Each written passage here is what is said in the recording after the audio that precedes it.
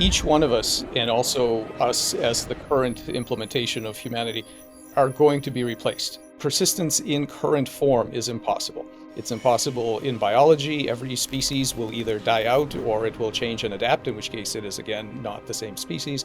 So the next question is, once you've given up the idea that you can stay exactly as you are, the next question is, what would you like to be replaced by? Michael Levin is a distinguished professor at Tufts University. His research spans multiple fields, including developmental biology, bioengineering, and cognitive science. Levin is known for his groundbreaking research on bioelectricity, regeneration, and what he calls diverse intelligence. What do we actually mean by humanity? What is the important feature about being a human? Do we mean that you have to have modern Homo sapiens DNA? Do you mean that they have to have the kind of standard human organs and a human anatomy, and they better not, have pieces replaced by some sort of cyborg technology? I do think that it's possible to create beings that are highly intelligent in the sense of problem-solving capacity, but that don't necessarily share these things with us. I think probably that is what we will have first. I mean, that's certainly where I see modern efforts at AI going. Professor Levin, it's such an honor to have you on MLST. Thank you so much for joining us. Thank you so much. Thank you for having me. So I've just enjoyed reading your paper, A Bridge Towards Diverse Intelligence and Humanity's Future. Can you tell us about that? Yeah, basically what I'm working on is considered part of the field of diverse intelligence. And this is the large project of trying to understand what it means to be an intelligent agent, in particular, an embodied intelligent agent. And my claim is that we, as humans and as scientists, are really only calibrated for a very particular kind of for detecting only a very particular kind of intelligent agent. We're good at noticing minds that are embodied medium size scale, medium speed, moving at in the three-dimensional space. We're okay at noticing those things, and then we have some trouble, maybe a whale or an octopus or something like that. But I actually think that there are many other spaces in which minds are embodied, and this is present throughout biology, and I think even wider than what we would consider biology.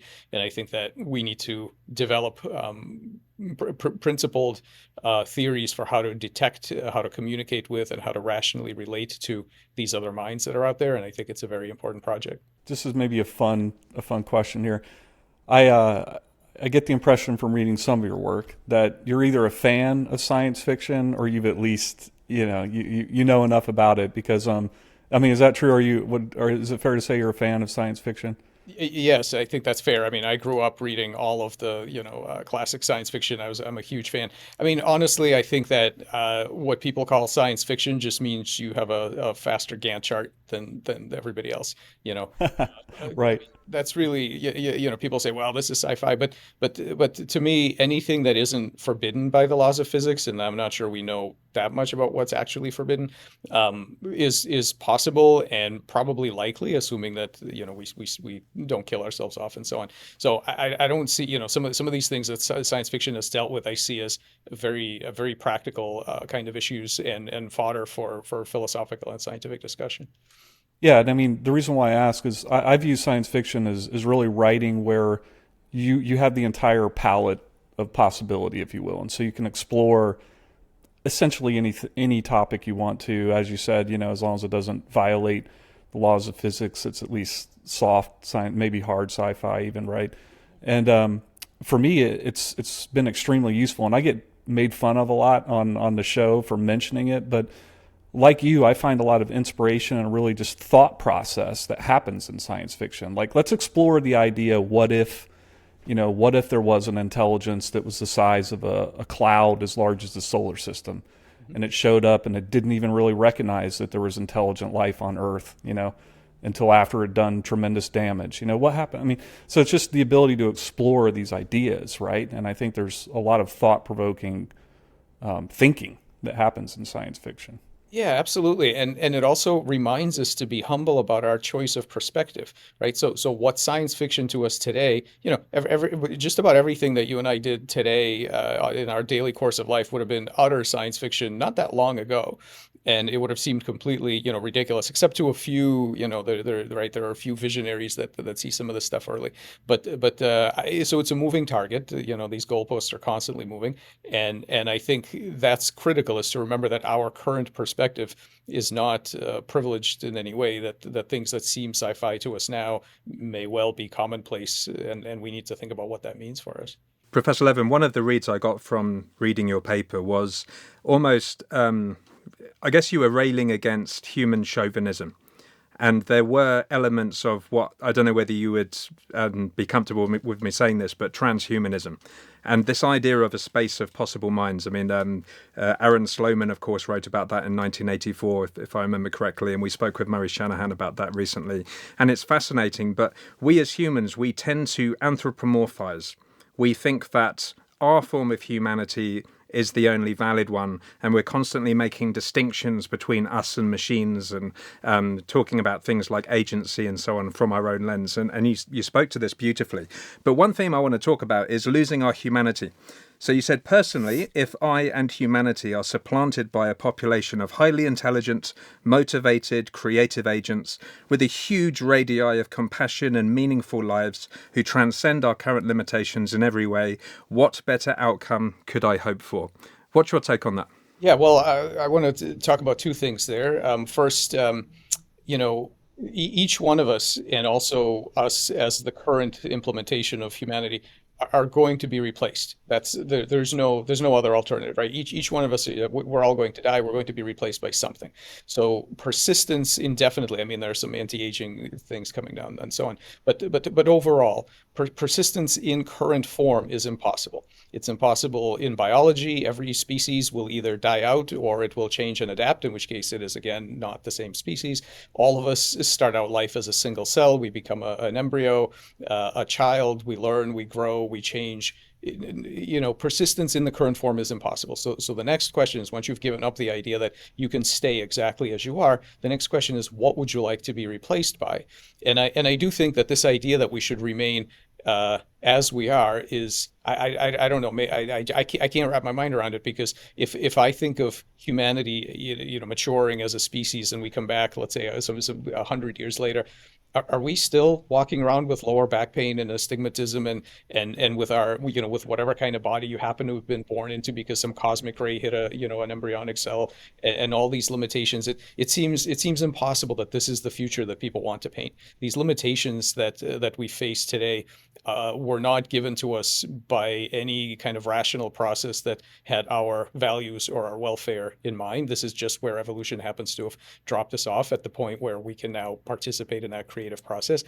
And I think it's inevitable, and I think this is what we should want. We should want the future to be better than the past, and we should be thinking about what is it that we are inevitably going to be replaced by, and what are our values in terms of what kinds of things do we want to populate the universe. So that's the first thing. The second thing I would say is about humanity and losing our humanity. So the first thing to think about is, what do we actually mean by humanity? What is the important feature about being a human?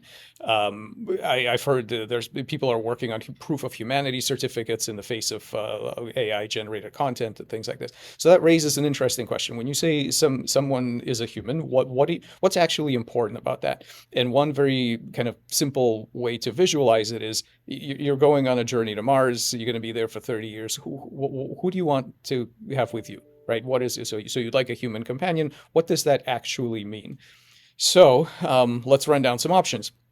Well, do we mean the DNA? Do we mean that you have to have modern Homo sapiens DNA? I don't know. I don't care about DNA that much. What do you mean that they have to have the kind of standard human organs and a human anatomy, and they better not be replaced, have pieces replaced by some sort of cyborg technology? I don't know. I don't really care about that either. I think as we think carefully about what is it that we do want to have a meaningful human level relationship, as opposed to a Roomba or a pet snake or something, then the question is, what do you actually want? So I think we want two things overall.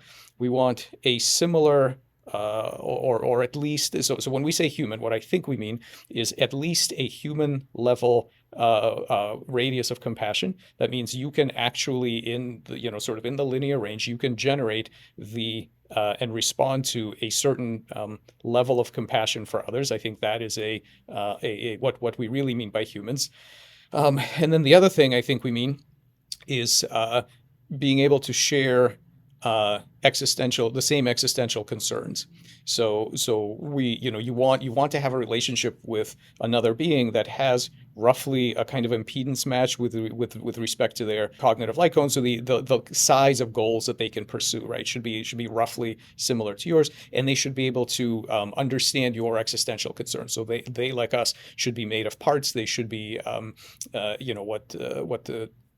what you can think of as a kind of mortal computation, meaning that they're perpetually at risk of disappearing, basically, right? So none of us are invulnerable and so on. So these kinds of be open to these questions. Where did I come from? What does life mean to me?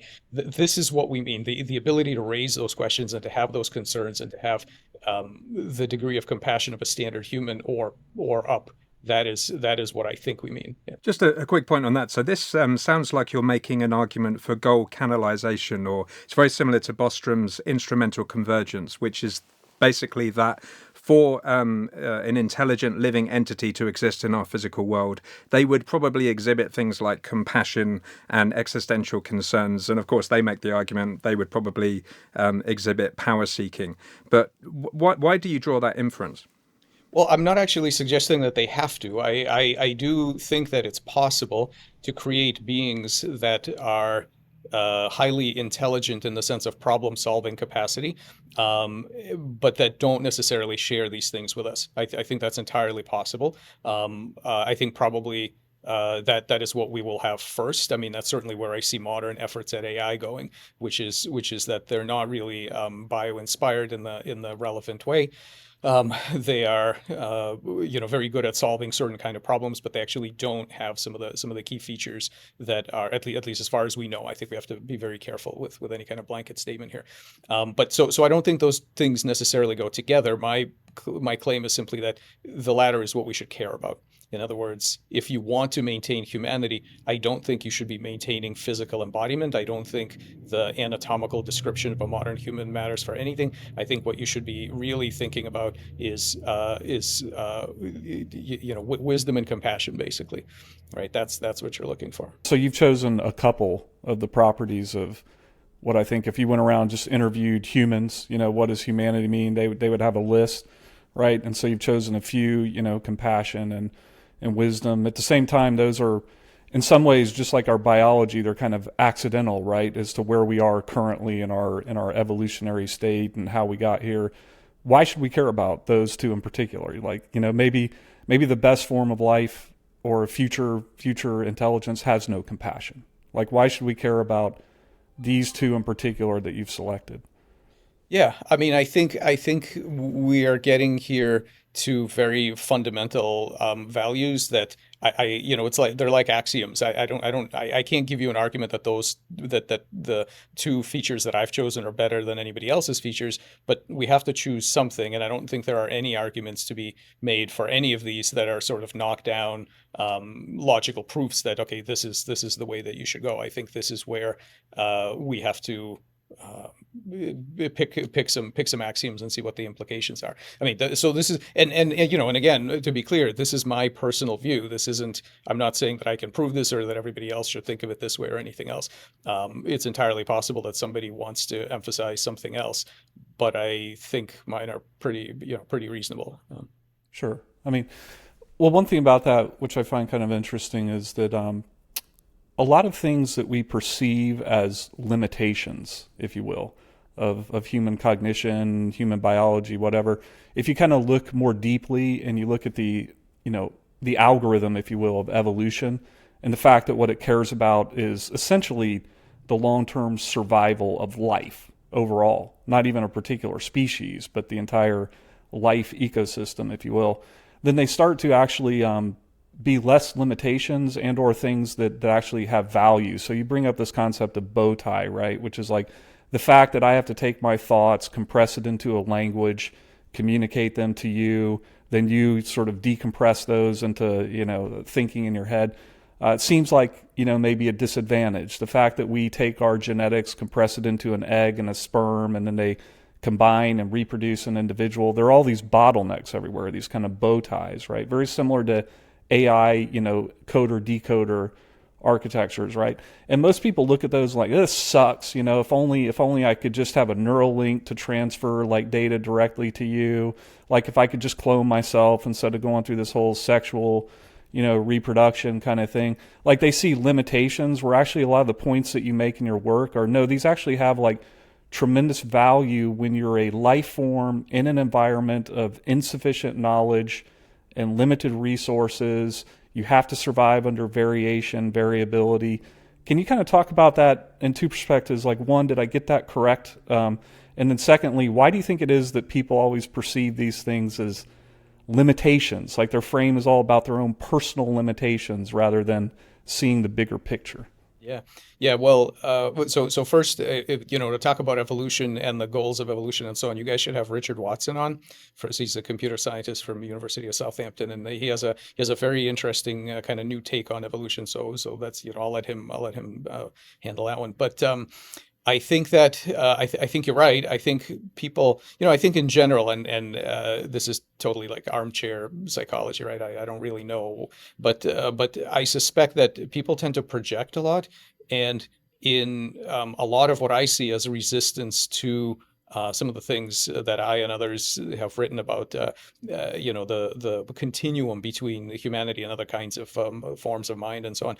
I think what a lot of people see there is a projection of their own limitations. When people talk about what is impossible for machines, and of course they say machines as though this was some kind of crisp category, when we know we have to deal with cyborgs and hybrids and chimeras of all kinds. I think that there's a real undercurrent of limitation in the sense that compassion and those kinds of things are a zero-sum game. That if we recognize too many other minds that we then have to care about, there won't be enough. There won't be enough for us, and we may not be able to muster sufficient care.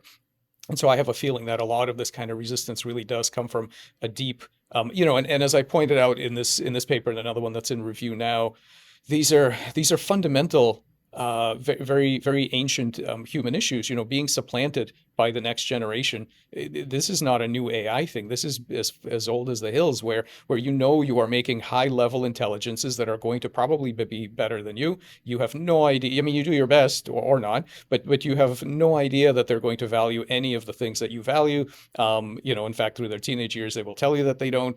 And so who are you going to get replaced by? This is a very old problem. This is not new with AI. So I think all of these things are bubbling up to the surface now, but they've been with us all along.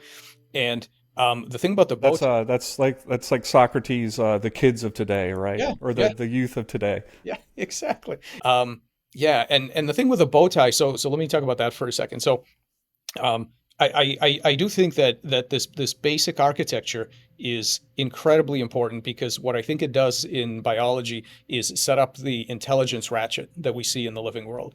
And roughly speaking, it works like this: as a being that is limited in terms of a finite being under limited resources and limited time, you don't have the luxury of being a Laplacian demon. You can't track microstates. You have to compress your experience. You have to learn and squeeze lots of particular events into some kind of a compressed representation. You're throwing away all kinds of correlations, and you're hoping to capture a pattern, ignore all kinds of things, and capture a pattern, and that's how you form memories.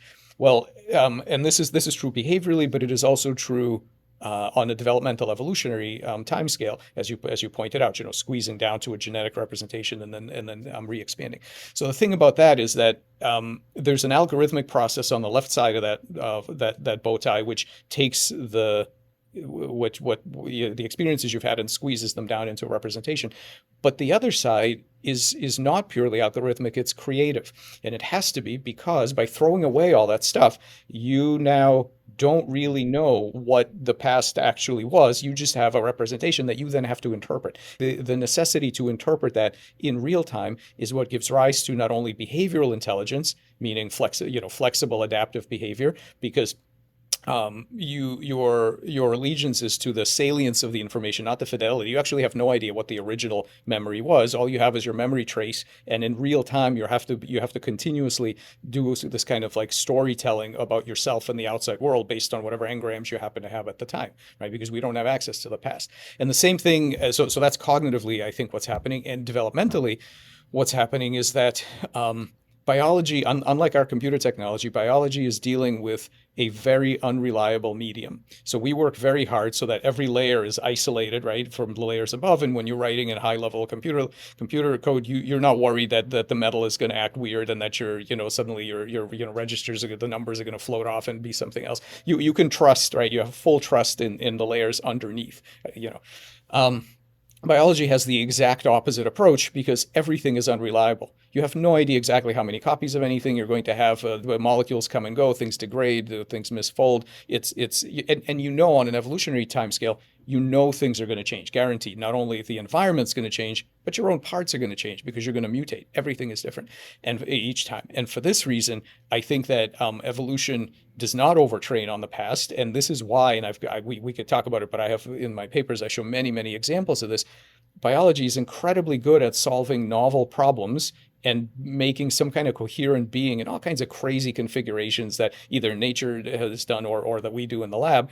And the reason is because even the normal embryo was not a mechanical construction to begin with. It is solving that problem every single time. I like this idea of beginner's mind. It's like you're given some tools, or you're given some hardware that's encoded by the genetics. You have no idea what it used to mean. You have no idea what kind of environment, and how it was meant to be interpreted. And you have no allegiance to that, and you have no ability to know exactly what that is. All you know is you're going to use that information as best you can right now to do whatever the next thing is.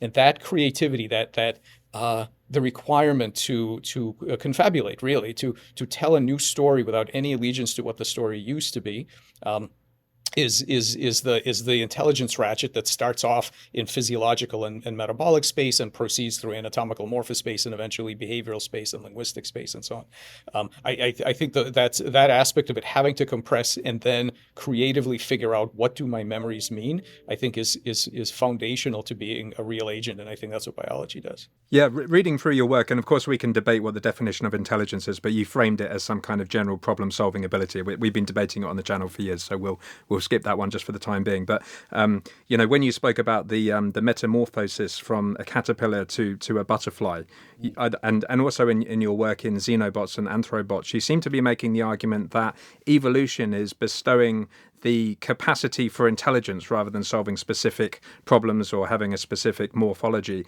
And you demonstrated in your work that you could repurpose low-level, cells, if you like, into completely different spaces, and they could exhibit intelligent behavior.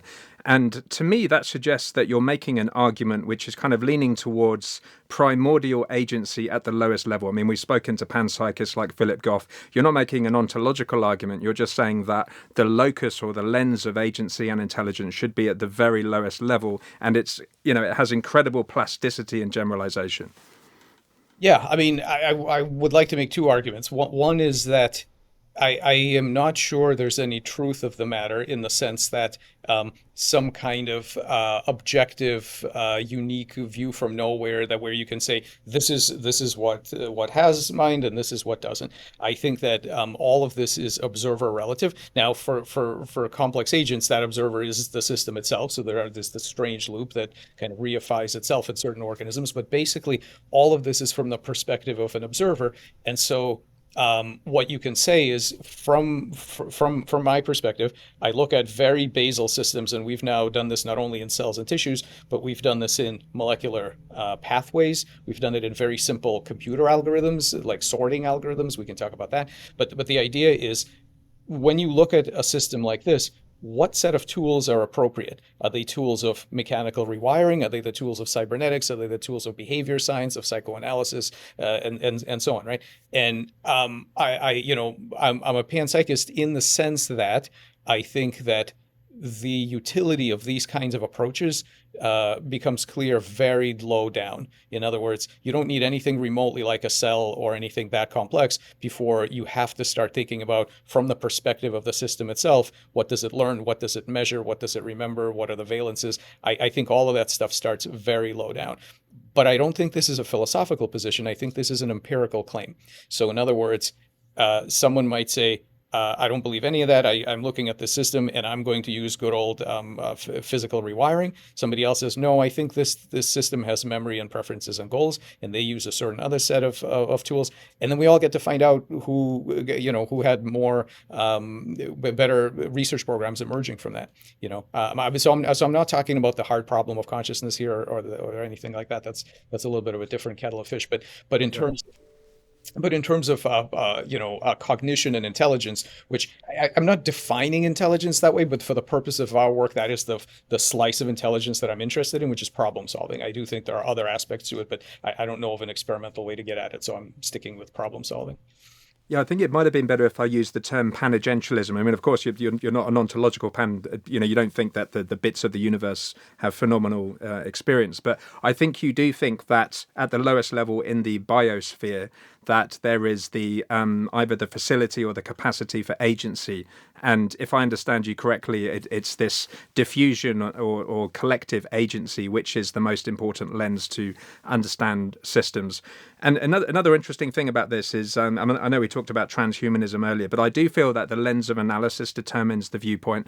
So a lot of social scientists, for example, they look in the non-physical world. They don't pay attention to individual physical humans. They look at culture and they look at language, and they diminish the individual agency that we have.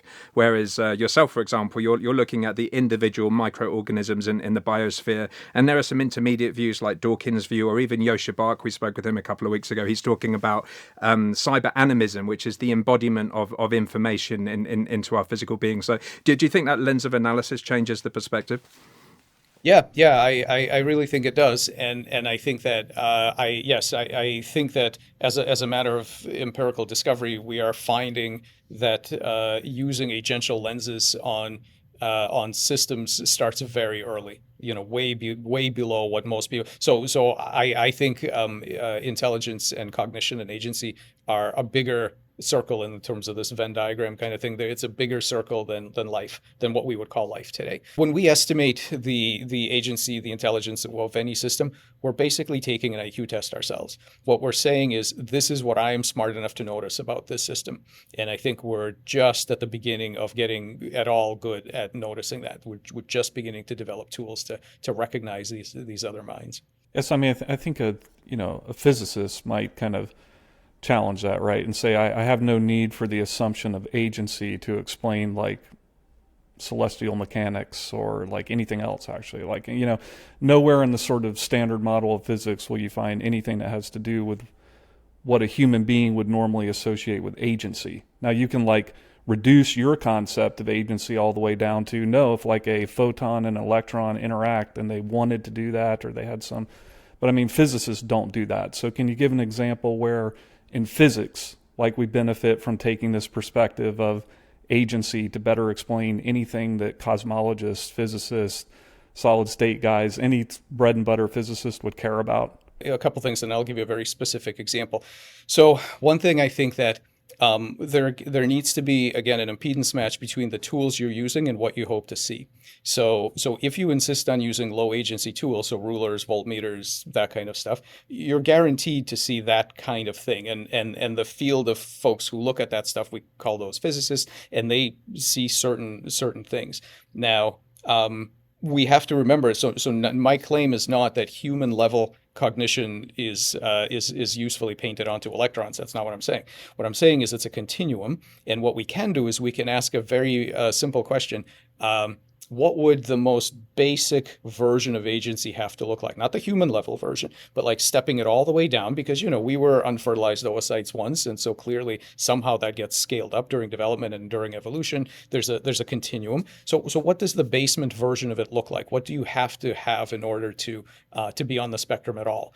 And that's important, because if we look for human sized versions of this at other levels, of course we're not going to find it, but we have to reduce our expectations concomitantly to going down on that continuum. So I actually think if you do that, you find something that physicists absolutely deal with, which is least action principles. So the very basic version of having goals and having some problem solving capacity to meet those goals is the kind of thing you see, for example, when you find out that light chooses paths that are the least action. Of course, it doesn't look like human agency. The question is there a story of scaling by which you can go from something that's simple like that to concepts that we need in neuroscience? And so one example of that scaling is free energy minimization.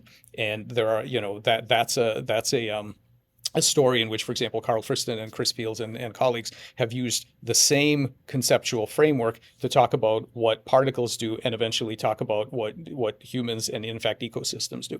So what we're looking for here is stories of scaling that allow us to say, okay, this is the very basic, the most primitive version of what, through various dynamics with life and maybe other versions, will become eventually the things that we recognize as human level agency. But I'll give you a very specific example. Consider gene regulatory networks.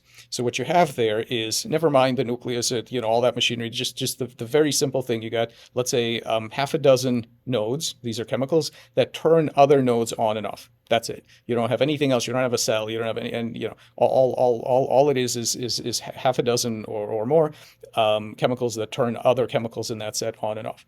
Now, when you look at that, and so let's say we're going to model it, and this is what we've done. People model them with ordinary differential equations, and you can see exactly what's going to happen when these things interact. Now, one way to look at this is to say, okay, it's completely deterministic. It's fully transparent. There isn't any magic here. So this is going to be a dumb mechanical system, and I've got a dynamical systems theory by which I'm going to just make predictions about what this thing is going to do. Okay, so that's one set of tools where you say I don't see anything here that would warrant any kind of agency talk or anything like that, and that's fine. And if you do that, you get certain kinds of capabilities, but you're also precluded from other kinds of capabilities. For example, these gene regulatory networks are very important in health and disease.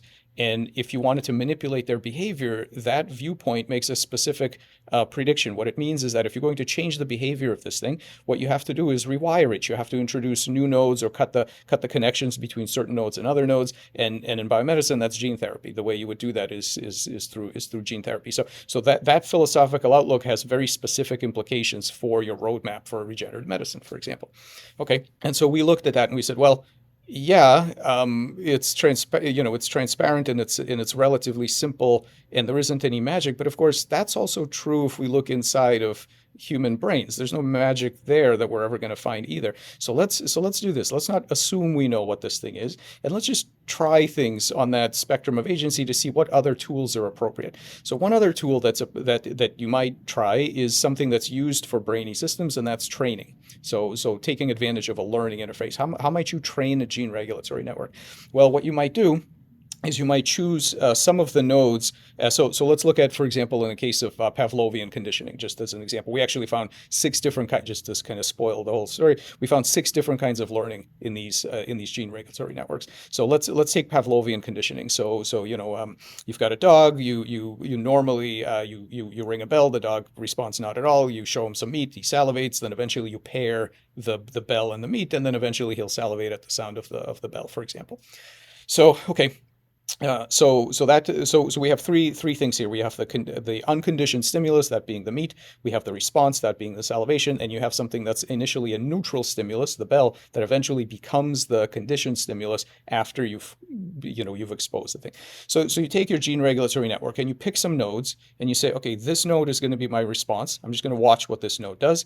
This node over here, I'm going to find a node that's an unconditioned stimulus, meaning when I trigger this chemical, the response gets upregulated, and then I'm going to find some other node, and I'm going to treat that as a neutral stimulus, meaning when you tickle that node, nothing happens to the response. Now I'm going to do paired presentations, and I'm going to see what happens. So if you do, so this is a very standard kind of behaviorist approach. Black boxes, you don't have to know, is it an animal, is it a gene regulatory network, is it you don't have to know what it is. You can just kind of do it and see what happens.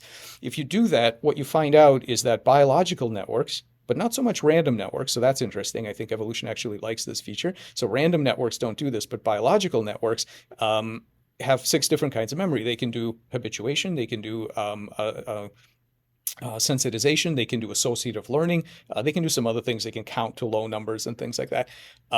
None of that is obvious or visible by taking the sort of chemistry and dynamical systems theory approach, and you wouldn't find it unless you tried it. Why? Because we are not good at guessing these things. Most people's intuitions, when they look at this thing, they would not say that this thing is smart. And I'm not saying I'm not saying it's human level. I'm not saying it's sitting there having hopes and dreams. What I'm saying is it is on the continuum. It is on the continuum of agency because there are tools that you would apply to learning systems that get you to new capabilities. And so what are those new capabilities? Well, now that you know you can train the thing, you have all sorts of possibilities in terms of drug habituation and all kinds of biomedical, drug association, all kinds of cool biomedical applications, which we are now pursuing in the lab, that don't require you to use gene therapy, because now you understand that you have a system that has priors, it stores those priors, and future behavior is a trainable outcome of past experiences. So my point is simply this: we have to be humble about the fact that we don't know how to just notice these things, and these are not, you can't have philosophical feelings about it. You have to do experiments and see what that does for you. Okay, so it's almost like a more sort of holistic approach to let's say the gene regulatory network, a more holistic approach to trying to solve the issue. And the reason why I say that is because no matter how many ODEs or PDEs I wrote down with all the gene regulation, it's still only, because of how insanely complex biology is, it's probably still only a projection of what's actually happening. And so, for example, you may find that, every time we introduce too much sugar and we brush your hair, like it seems there should be no connection there, but somehow brushing your hair, we've learned, can correlate with, proper insulin, functioning or something. It's entirely possible, right? Just because of the insane complexity of the feedback of your biology, tactile influences, things like that. So it sounds like it could lead to more holistic, or at least exploratory, rather than very analytic and reductionary kinds of approaches to treatments. Well, it's definitely not reductionist, but my claim is not that things are so complicated that we should try random stuff because we'll be surprised. I mean, that's true too. No doubt that's true too. But that isn't my claim. My claim, I mean, this learning capacity shows up in a network that has, the minimal network that we found has 4 nodes. And so you really don't need to be that complex for some of these things to happen. But also, to be clear, the things that we found were not random things that we were poking and we just happened to notice it. We took very specific protocols from behavioral science, and this is what we've been doing for 30 years: is stealing stuff from neuroscience and applying it to other places, because I think that this is not just the random vagaries of complex systems. I think these are common threads that run through systems which don't even have to be that complex. We found things. Okay, interesting. So it's kind of it's an interesting middle ground. It's sort of like, on the one hand, you kind of like have some holistic kind of a woo approach where we don't even have it. We just try different things and we found that crystals correlate with something or another. On the other hand, you have the break it down, the very extremely analytical, find the gene, to cut. This is an interesting middle ground, closer actually to that traditional, sort of scientific approach, but guided by a set of principles that came from, like, let's say, a higher level of emergence. So I don't know. I mean, it seems pretty interesting. Yeah, one way to think about it is, look, humans have been training dogs and horses for thousands of years, knowing zero neuroscience.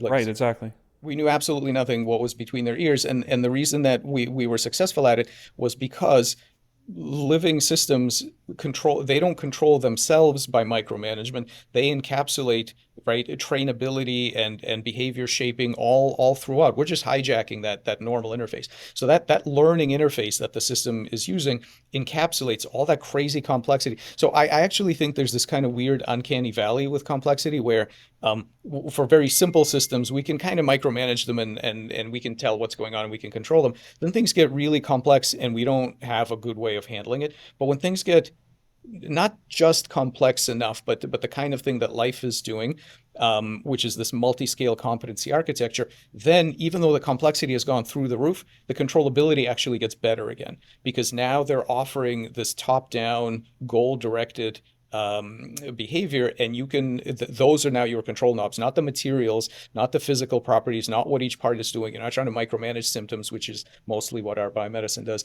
You are trying to convince, literally, I'm using these words quite literally, you're trying to convince the system to be on the same page with you about what the set points of that homeostatic process should be. You're trying to get buy-in so that it's not going to resist whatever medical intervention you've just done. This is I think another way to think about this is the way you engineer with agential materials. So engineering with passive matter, even with active matter or computational matter, is different than engineering with an agential material. You use a completely different set of tools because you're working with a material that has competencies and agendas of its own, and you just have to engineer differently in those cases. Yeah, I'm a big fan of much of this. I mean, with mortal computation and biomimetic intelligence, we're moving away from a paradigm of abstractions and instructions, and we're moving more towards training, as you said. But you were saying some interesting things about agential material. And your definition of agency in the paper was basically a kind of cybernetic loop. And philosophers talk about it in terms of like self-causation and intentionality. Of course, they're not talking about micro-causation. They're talking about it as a lens. Many of the FEP people, I mean, I've interviewed quite a few of them at this point, they talk about agency as an instrumental fiction or, basically an as-if property or a model. And even the free energy principle itself, it doesn't talk about the micro-physical processes which lead to the emergence of things and agents. It's just a property that those things have after they coalesce. We've got this abstraction called agency. And then we use this abstraction to design AI systems and to reason about new forms of intelligence and so on. Is it a lossy abstraction? Well, yeah. Okay. First of all, my sort of metaphysical position is that everything is an abstraction and everything is a lossy abstraction. In other words, sometimes people will say, well, that's just a metaphor. When you're talking about intelligence and memory and in tissue and whatever, that's just a metaphor. Well, yeah. And what are pathways and what are genes and I mean, all of it. I think all we have is metaphor. I think that. And the only question remains is what does your metaphor let you do? So I don't believe that metaphors are exclusive. There are multiple different metaphors that you can have about the exact same thing. This is the kind of the nature of the polycomputing paradigm that Josh Bongard and I have been working on. So I think it's all metaphor, but what we want are enabling metaphors. We want metaphors that help us reuse concepts across fields to develop new concepts to drive new research programs. So is it a metaphor? Yep. Is it a construction? Yep. I don't know what else we have besides those things. And so now the only thing that we have to work on is to improve the ones we have. Now, in terms of are we going to miss things? Most certainly. And so that's as scientists and philosophers, that's I think what we're in the business of is trying to open up our metaphor so that we see more interesting stuff. Yeah. So just one point on that then, because you said that you don't support a deflationary reductionist account of biological agency, which is to say we're just chemical machines, because you said that framing is utterly insufficient for progress in science and engineering. But I did get the read, though, earlier on that you were making that argument. And one of the reasons for that is I think when you were talking about embodiment, for example, you said, yeah, embodiment is crucial. And by the way, the reason why a lot of cognitive scientists love embodiment is from this externalist tradition, that they think that the intelligence is actually outside in the physical world. And when we interact with the physical world, we can kind of, basically curry a lot of that intelligence in some indirect way. But you said, this goes beyond robotics, which gives an AI an actual body to cohabit an environment alongside us, and beyond the coming revolution in virtual reality, where many of us will spend a considerable amount of time in interesting worlds. So which is it? Presumably, you do think that we can have very rich intelligences completely in silico, away from the biological world. And that's because I see embodiment slightly differently. So So typically, when people say embodiment, they mean the 3D physical world, and you're moving around in the 3D physical world, and that's what they say that organoids, let's say brain organoids in a dish, are not embodied, and certain kinds of AI is not embodied, and so on. What I think is important about embodiment is the necessity of doing this perception, prediction, action loop. And that loop can happen in lots of different spaces that are not obvious to us at all. So biology, and this is not just for robotics and AI, for example, biology. So you could have, in fact, we do have cells and tissues that may be going nowhere in the physical world, and nothing much is happening as far as we can tell. But what they're doing is they're solving problems in physiological space, in gene transcription space. Once you get a multicellular kind of thing going, you can do solve problems in anatomical morphospace. All of this, taking measurements, judging them against your preferences, your valence, and your set points, and then figuring out what do I do next to improve my situation. All of this happens in all kinds of spaces, only one or two of which we know how to visualize at this point. And so I think we have to be very careful about what we call not embodied. And also, I think the choice of spaces is very much up to the observer. As a simple example, imagine you have a bacterium, and the bacterium is trying to go up a sugar gradient, right? So what we see is this loop that says take a measurement, and depending on what you see and what your memory is of the previous values, you can either go up the gradient or tumble and go somewhere else. That's what we see. But actually, one other thing the bacterium might do is turn on a different gene that lets it metabolize a different sugar that's at a much higher local concentration than what we were looking at. So for the bacterium, taking a step in transcriptional space, does it represent that differently than taking a space in physical space? I'm not sure, right? For us as humans, those are completely different things. And when I talk about problem solving and movement in transcriptional spaces, a lot of people are like, well, that's not real. That's not real space. But I don't know that the bacterium sees it that way. This is a formalization that we've made, and so I think we have to be very careful. And I think that kind of embodiment is critical, but it's not the physical space or the physical body that's critical. It's the loop. It's this having to be an agent to say, what do I do next, and having a set of options and a set of pressures and constraints and enough. Of a cognitive system, which can be very minimal, that lets you do things where the future is going to be different from the past. That's what I mean by embodiment. I guess maybe I want to throw in one little tiny, perhaps caveat in there. And when Stephen Wolfram pressed me on giving a definition for an agent, I said almost the exact same thing, except I added one additional thing, which is the actions I take need to affect the environment I'm perceiving. Yeah. Otherwise, like, I don't actually have this loop. I'm perceiving something and then I'm acting in some other space that has no influence on the space I'm perceiving. Like in your definition, does that also have to be true, or can you be embodied by perceiving one space and acting in a completely different one, and there's never any loop? Yeah, no, I like the emphasis on that. It's a kind of niche construction, right? It's the you can think about niche construction and stigmergy, leaving use it writing to the outside world as memory and so on. I like it. I think it's a continuum. So I think some spaces are much more easily bent than other spaces, and so in transcriptional space, yes, you've got the possible, all these possible dimensions of gene expression. You can bend that space by changing your own transcriptional machinery, your own translational machinery. So you can act on the space, and then what you do next is going to perceive as somewhat of a different space. So I completely agree with you, but I think there are degrees, right? Some spaces are more easily deformed than others, but yeah, I think that's an important part of agency. Yeah. Do you think there are any useful physical bounds to intelligence? I mean, I know we've just been saying that the future eludes us, and we always have people who are they can't conceive of the future, and they think what we have now is very good. But one of the things you've said, of course, is that potentially what supersedes us could be a being with much higher intelligence. What are your thoughts on that? How could it be potentially limited by the physical world? I think it would be extraordinarily foolish of me to try to put limitations on intelligences that by definition are smarter than I am. So I don't know. I would not. I think we need to be very careful with limitations. Period. I mean, again, just to go back, I don't think that intelligence is all there is, and there may be some kind of a filter whereby if intelligence proceeds too far ahead of things like compassion and I'm not even sure we have the vocabulary for it, but some kind of uh, life positive features, it may spontaneously self-destruct. So there may be this kind of feature of the world where just by itself raw intelligence does hit a ceiling because then there's some kind of destructive outcomes that prevent it from going further. But aside from that, if you manage that, if the intelligence manages that aspect of it to keep up the growth in wisdom with the growth of intelligence, I wouldn't dare put a limit on it. I don't even know how you could put a limit on it. It's like giving an IQ test to somebody way smarter than you. I just don't know how we would do it.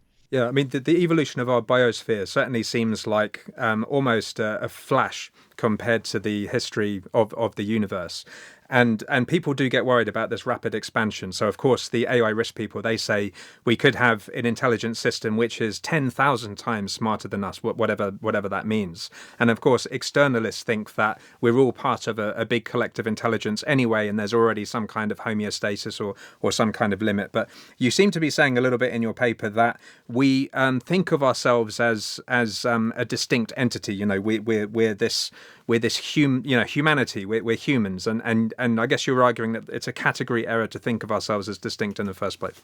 I don't love fixed categories at all, and so it might be an error from some perspectives. It's probably not an error from others.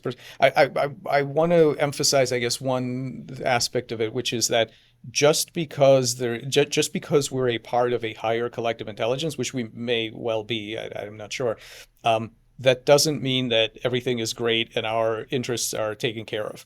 So we actually are not very good at predicting or knowing about the goals that the composite systems will have, and that the emergent goal-seeking systems. We're not very good at knowing what the goals will be. And if we just look at the one clear example where we see this happening is in multicellular bodies.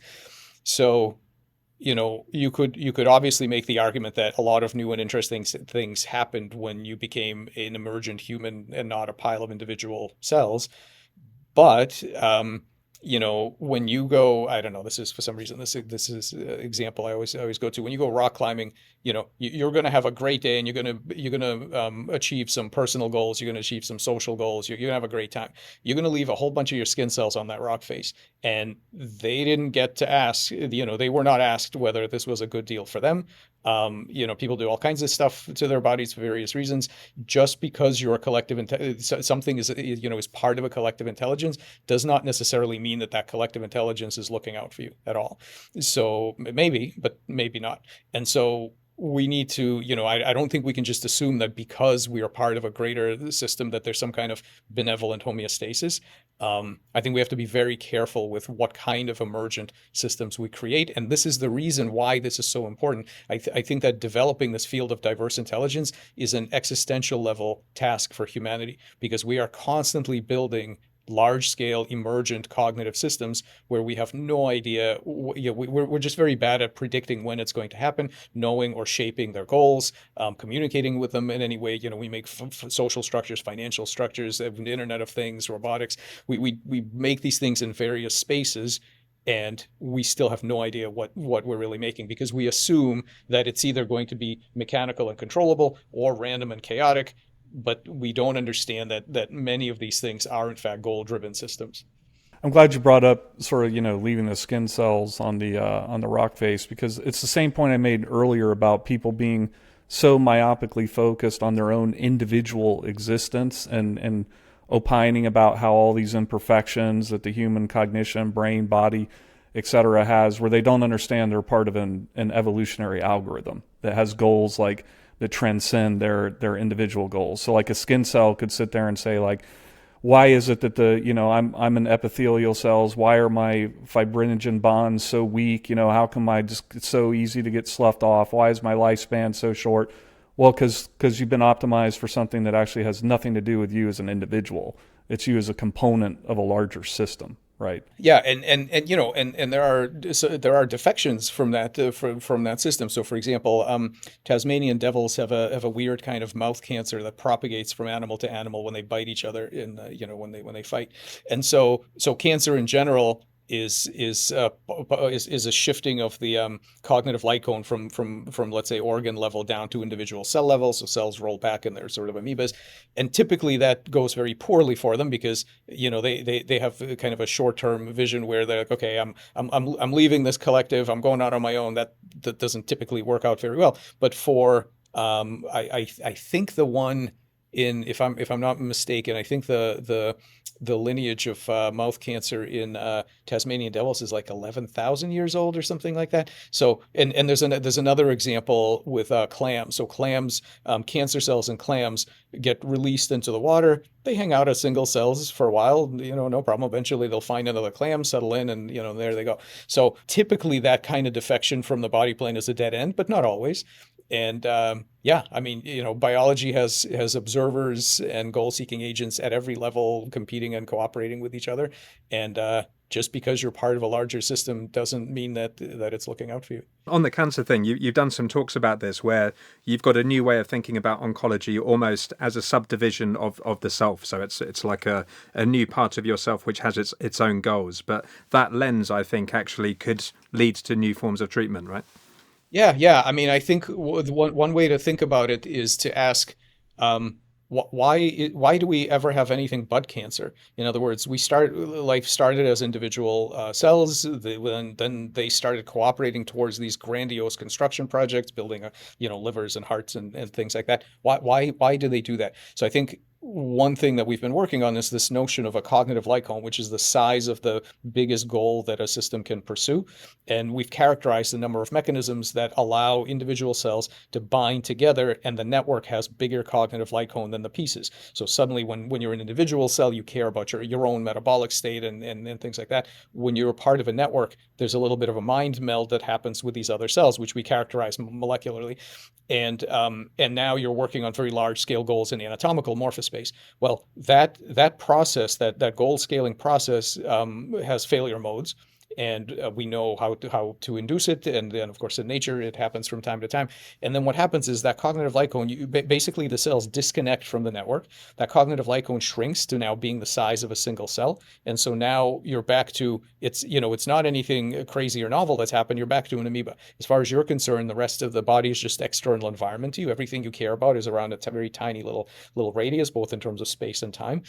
And that suggests, thinking about it that way, that basically these cells are not any more selfish than other cells, right? Like in game theory modeling of cancer, you could say they're less cooperative, whatever. I don't think they're any more selfish than any other cell. I think their selves are smaller. That's all. They're as selfish as the collective. It's just their self is tiny now.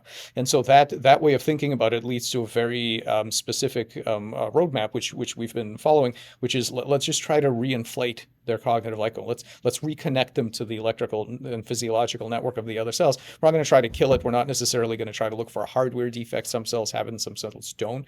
You don't need any kind of genetic defect to have this kind of carcinogenic transformation.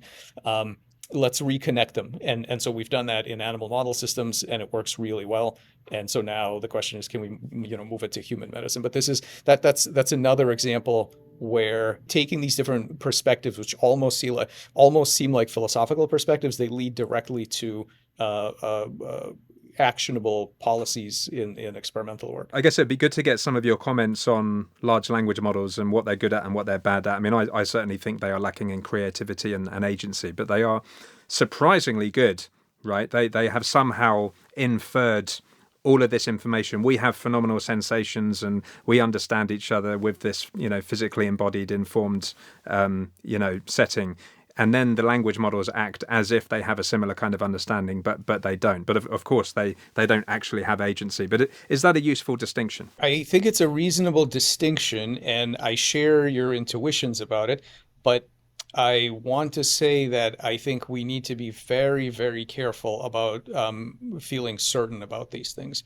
And the reason is that we have, by exploring extremely minimal systems, like sorting algorithms, like gene regulatory networks, we have found massive surprises, not just emergent complexity. Emergent complexity is easy. Emergent unpredictability it's cheap.